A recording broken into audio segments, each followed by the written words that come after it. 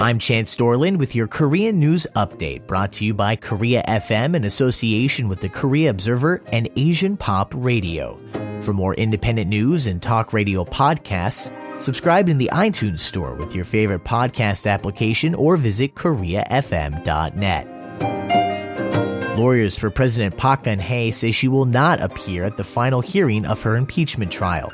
Yonhap reports the Constitutional Court is scheduled to hold its final argument session this week on whether to reinstate or remove the president over a corruption scandal involving her close friend, Chae Soon-sil. President Park is accused of colluding with Chae to extort money and favors from local conglomerates and also allowing Chae to meddle in state affairs.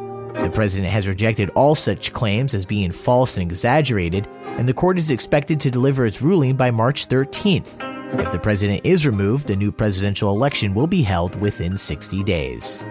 And while President Park debated whether she'd give testimony at her impeachment trial, this weekend hundreds of thousands of South Koreans made their choice known as they took the streets of central Seoul to demand her resignation. No trace of the nerve agent that killed North Korean leader Kim Jong-un's estranged half-brother has been found at Malaysia's Kuala Lumpur International Airport.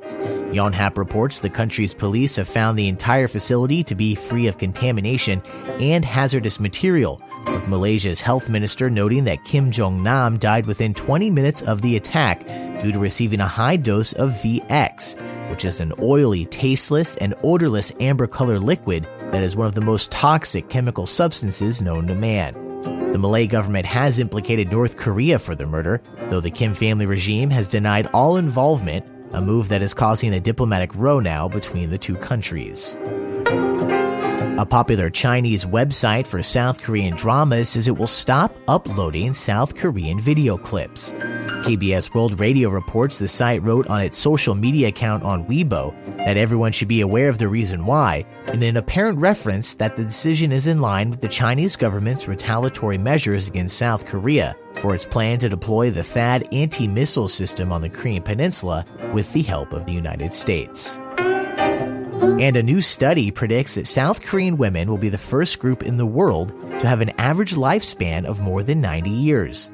Voice of America reports findings from researchers at Imperial College London and the World Health Organization point to growth in lifespans for developed nations by 2030, with the gap between men and women narrowing in the countries studied.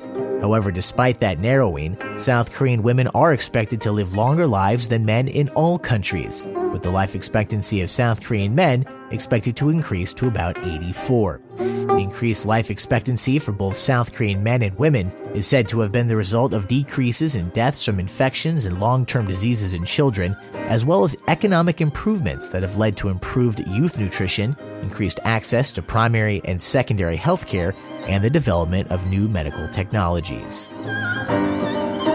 You can subscribe to Korea FM Talk Radio and News Podcasts in iTunes or your favorite podcasting app.